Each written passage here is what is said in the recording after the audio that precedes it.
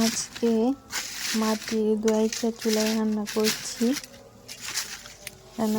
Tomato চাটনি আর চুলায় ভাত। ইদানিং এই টমেটো চাটনিটা আমার কাছে অনেক ভালো লাগতেছে, এটা একটু টক টক, এই জন্য ভালো লাগছে।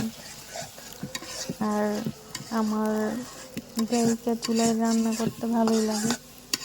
এটা হচ্ছে পাতা দিয়ে রান্না করি। এই তো টমেটো রান্না শেষ। একটু ধনিয়া পাতা দিয়ে দিলাম উপরে। এখন এই ধনিয়া পাতাটা 5 মিনিট সিদ্ধ করে নামিয়ে ফেলব।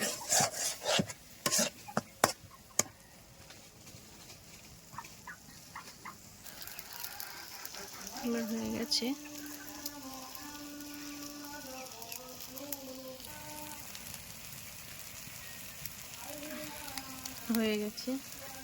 এবার নামিয়ে ফেলব।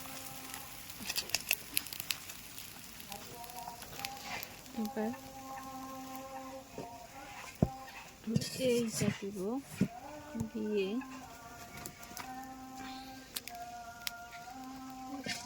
এটা হচ্ছে কলই শাক দিলাম।